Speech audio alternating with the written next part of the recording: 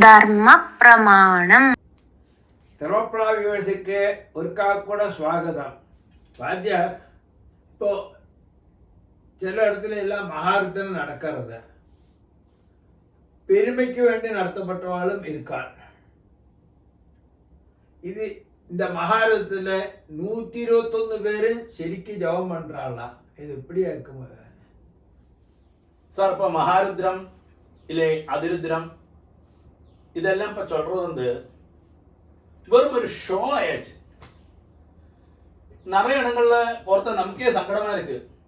முன்னாடியெல்லாம் வேத அத்தியானம் பண்ணி குருட்டேந்து அத்தியானம் பண்ணி அந்த சந்தை அது கூட திருவை இதெல்லாம் சொல்லி அந்த മന്ത്രത്തെ അത്രയും മനസ്സിൽ ഇപ്പോൾ രുദ്രം ജപിക്കുന്ന സമയത്തിൽ ഭഗവാനെ ശിവനെ പ്രാർത്ഥന ചെയ്യും. മനസ്സിലെ അത് ധ്യാനിച്ചിട്ട് രുദ്രം ജപിപ്പ. அப்படி ஓரோ கர்மத்துக்கு இப்போ ருத்ரே சேனா அந்த 15 பேர் உட்காந்து ஜெயிப்பா. அதுக்கெல்லாம் பவர்ஃபுல் பலம். அதே மாதிரி மகாருத்ரமான 121 பேர் 11 கணமாய் உட்காந்து அப்படி ஜெயிப்பா. அதுக்கெல்லாம் ஒரு பவர்ஃபுல். அன்னைக்கு அந்த பகவானை சிவனை மனசில் தியானிச்சுட்டே ஜெயிப்பாங்க. எல்லாரும் தியானம் பண்ணியிருந்தா. പക്ഷെ ഇന്നൊക്കെല്ലാം നടക്കുന്നത് வந்து വെറും ഒരു എന്നൊരുവാ ഷോ നടക്കുന്നതെന്ന് അங்கே ചൊല്ലാൻ പറ്റും. ഞാൻ 100ാമത്തെ മഹാരുദ്രം പണ്ണേൻ, 80ാമത്തെ മഹാരുദ്രം പണ്ണേൻ, 50ാമത്തെ മഹാരുദ്രം പണ്ണേൻ ഒരു ബടായി. അതാണ് ചുമ്മാ പീത്തിക്കുന്നത്. ജനങ്ങളുടെ എന്ത് கொஞ்சம் കാശ വാങ്ങുന്നത് എന്നിട്ട് അത് പ്രോപ്പറാக നടക്കണമെന്നും അവ பார்க்க மாட்டா. ഇപ്പം ഞാൻ ഒരു இடத்துல മഹാരുദ്രം നടക്കുന്ന இடத்துல எனக்கு போய் நெட்டிப்போயிட்டேன். அங்கே போயிட்டு பார்த்தப்போ அங்கே புஸ்தகம் வச்சு ஜெபிக்கலாம் இல்லையா? எல்லாரும் புஸ்தகம் இல்லாக்கி ஜெபிக்க பറ്റാது. ஆனால் அந்த புஸ்தகத்தை பார்த்துட்டு போലും அவளுக்கு தெரியல, സ്വരമേ இல்லை. സ്വരമില്ലാക്കി പദ്യം சொல்ற மாதிரி சொல்றா രുദ്രമെല്ലാം.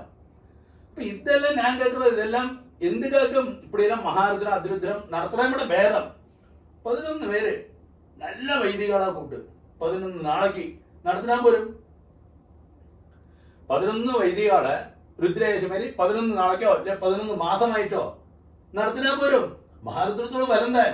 ആനാ അங்கே ജപങ്ങളെല്ലാം ക്ലീൻ ആവുകയും ചെയ്യും. 11 പേരടുത്ത് നല്ല ആൾക്കാരെ കിടക്കുകയും ചെയ്യും. ഇത് 121 പേരെ இப்படி கொண்டு வந்து அது ചിലവാ അതില് நிறைய பேர் எங்கிட்ட கமிட்டியில் இருந்து சங்கடம் சொல்றா. இங்க கூட்டின்னு வந்திருக்கா. இதுல நிறைய பேர் பிராமணாலே அல்ல வாழ்றா. சும்மா பூனல் போட்டுட்டு அவளை சும்மா பூனல் போட்டுட்டு எங்கேயில்லாமோ சப்ளை பண்றவளையெல்லாம் இந்த தமிழ்நாட்டில் கூட்டின்னு வந்து அவளை வச்சு உட்காத்தி ஒரு புஸ்தகத்தையும் கொடுத்து உட்காத்தி இருக்கா. இந்த நம்பர் கவுண்டு, அதாவது நம்பர் வந்து ஃபில் ஆகிறதுக்கு வேண்டி. இப்படியெல்லாம் பார்க்குறது ரொம்ப சங்கடமாக இருக்குது நமக்கு. இன்றைக்கெல்லாம் இதெல்லாம் வெறும் ஷோ மாத்திரம் நடத்துகிறாளே. இவ அத்தனையிலும் காசு செலவாக்குறா. இது ப்ராப்பராக நடத்துறான்னு பார்க்குறதுக்கு ஆயிருக்கும் இல்லை. சும்மா தான் நாங்கள் நடத்தினோம் 50ാമത്തെ മഹാരുദ്രം 60ാമത്തെ മഹാരുദ്രം சொல்லி പീത്തിக்கிறതല്ലാക്കി ഇതൊന്നും ശരിயான കാര്യമല്ല.